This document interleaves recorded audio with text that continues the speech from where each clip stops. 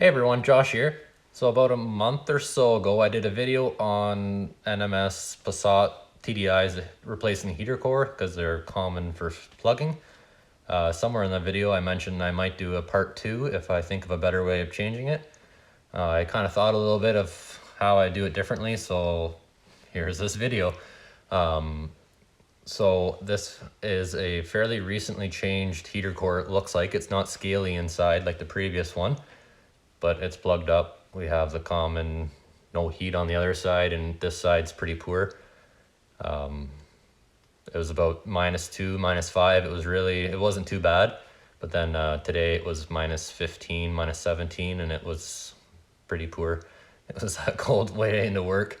So I have some heater cores cut apart here. I've got a quick little drawing what we're gonna do, and a filter system that we're going to try. So I'm going to cover off the pros and cons, a couple different systems, and then I'll just make it and try it out. So here's the heater core out of my sister's car. That was the one I did the previous video on. As you can see, lots of orange scale, same thing. Everything's just coated in that orange crap. So this is the heater core out of this one. So there's no Volkswagen numbers, so I assume it's been replaced. Or I know it's been replaced, but it looks fairly recently as there's no orange buildup in here. Just a pile of crap. So here's the new one, another Volkswagen one. So the reason I'm making this video is in the last one, Volkswagen wants you to do a couple flushes, change the heater core, and then do a couple more flushes. But if there's all this crap stuck in it, when you replace the heater core, there's got to be more farther up the stream that can't flow through. And then once you get a new heater core stuck in, I think a lot of it's coming through and it's going to jam your new one up. I think that's where a lot of people are seeing the 2 or 3 year issue. So my plan is I've got the ends cut off of my old one, and I've got this marine fuel filter that's going to act as a coolant filter during the flushing. So what we're going to do is make an adapter. It's pretty ugly, but I think it's going to get work here. And basically put this in instead of the heater core, and then do 2 or 3 flushes and see what this filter can catch. So that's an inline filter. Everything has to flow through that. There's no option that it can't go through until it plugs, kind of like this. The other option, which would be more of a passive system rather than this system, would be the Power Stroke coolant filter system. So the most reliable mid-size diesel engines out there, the 6-liter and the 6.4 Power Strokes, had a similar issue as this.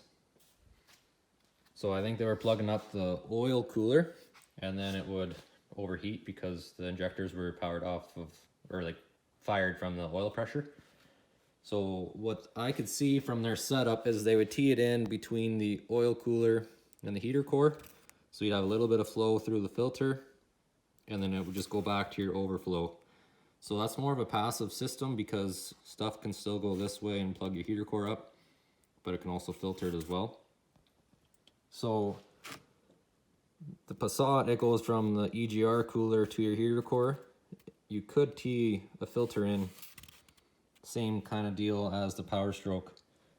I'm not a medium duty diesel expert, so I might be completely wrong on how that went up, or how that's set up. But from what I could see from pictures, I think that's how that worked. So you could do that same setup on this Passat.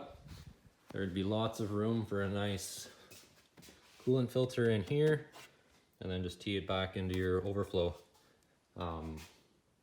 The other option is obviously remove the EGR cooler and the EGR, but then you're making your Passat an off-road only car, so that's kind of up to you. So we're not doing this. If this issue continues, it might just be an off-road car. I'm not sure yet. So we're going to do this setup for now. We're going to build this, put this together with some adapters and stuff. I believe that's 5/8 line. So I've got a couple engines I'm just going to steal some coolant lines off of, and we're going to make something up here. So I guess I should include it. There were some people using the filter heads in line, like so it would go from the oil cooler straight to the filter and then back to the heater core. That way all your coolant's getting filtered. The issue with that is once that filter gets plugged up, your oil cooler won't be cooling anymore and you're not going to have heat. So a lot of people did it this passive way. I'm not sure how it works because again, I'm not a medium or light duty diesel expert, so that's just something to think about too if you're going to make up your own system. The only issue here was the Super Duty kits. They're all the wrong size hoses. Like I think this was 3/4, whereas the Passat right there I think is 5/8, and same type of deal with the overflow. I don't remember the sizes, but they were off as well. So you'd have to spend the $100 or $200 on the kit depending on who you bought it from. And then the only thing you could really use is the filter head and the filter. You'd have to get all your own hoses and adapters and stuff. So it starts to add up in a pretty quick. Okay, so here's the cut up ones installed. So I'm using nice hose clamps. Here's a formed line off of an EGR line off the BEW, I think. So nice wide hose clamp, make sure it's good and tight. I flared the ends a little bit with hose crimpers, or not hose crimpers, terminal crimpers. So the plan is that's gonna go like that.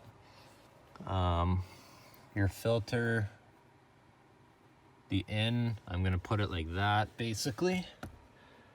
And then just loop a line from the outlet back up to there and then fill it up with coolant. So this is a glass, sight glass. So the reason I went this way is I think it would be nice to be able to see this. Well, now that I'm thinking of it, it might just all be orange. I'm not sure yet. Might not be able to see anything, so I guess it might not have really mattered which way you went there. But yeah, the main thing is you want to make sure you have good tight seals because you don't really want coolant leaking everywhere. That's all pipe fittings that of course I don't have any Teflon tape, so I'm hoping they seal up. It's not under much pressure or any really, so I think we should be fine. So I'll get this all together and we'll see what it looks like.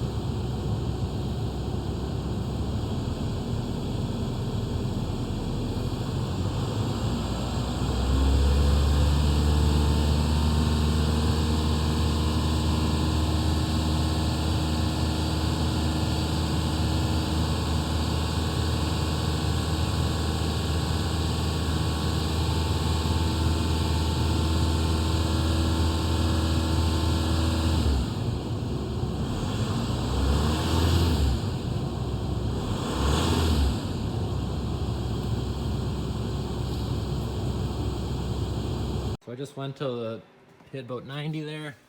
A little bit of stuff floating around in there, nothing too severe. I'm gonna take it out on a road test and then we're gonna do a couple flushes, same as the my heater core video. So it's all topped up, so we're gonna go for a little drive and hopefully I don't end up with any major leaks and fill a cabin full of coolant. So it's maiden voyage, got cut a little bit short. My top coolant line, I guess when I took it off my other engine, I kind of wrecked it, so once it started heating up it popped. There's quite a bit of junk sitting down on the bottom. It's kind of amazing when you rev it up, like under hard load, you can see a pile of coolant going through it. And as soon as you let off no load, you get a bunch of air. So I'm gonna drain all coolant, we're gonna get that situated a bit better and then go for a drive and I'll try and get some shots of it.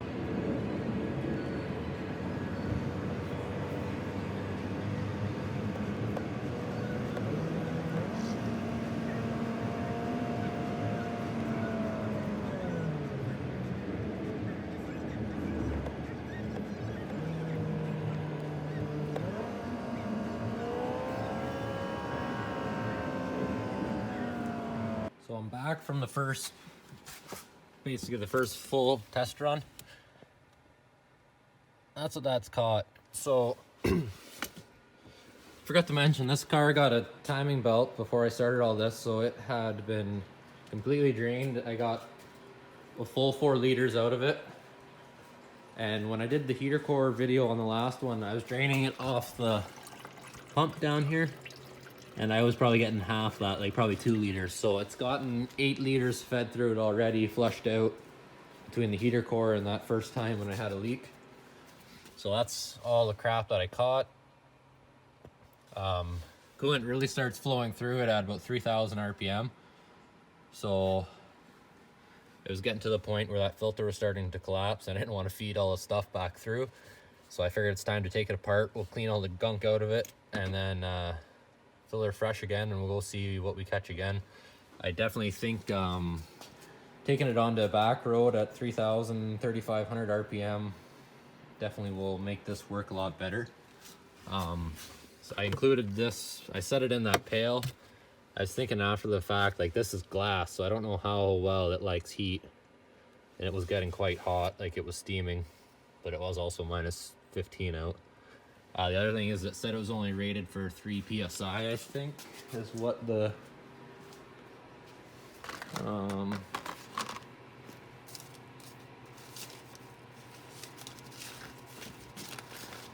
Okay, I think I lost the wrapper, but I think it was only 3 PSI it was rated for, so I had the rad cap on. I think I'm just gonna set it on loose so that way it doesn't build pressure and I don't have the possibility of cracking that glass and dumping some hot coolant all over my leg. So I'll get that out and we'll take it apart on the bench here and see what it looks like.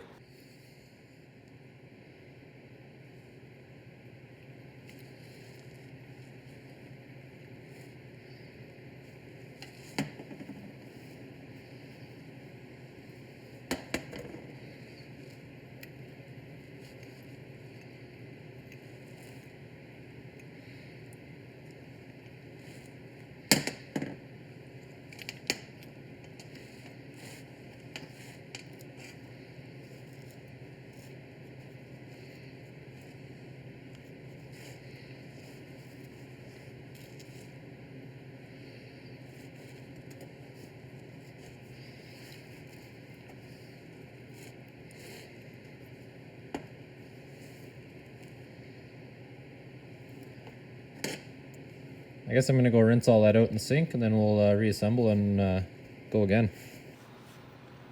So I'm back from my second, I don't know, 5 or 10 minute trip.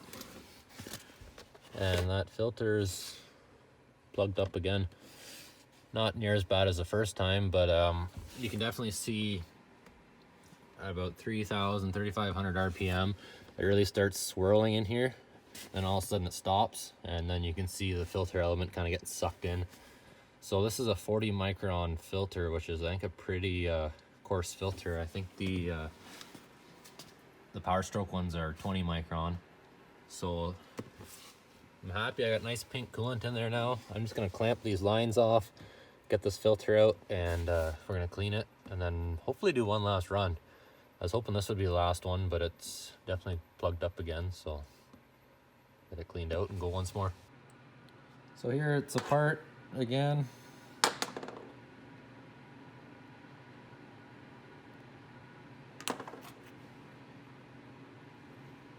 So still some coarser stuff, but not near as much as the first time.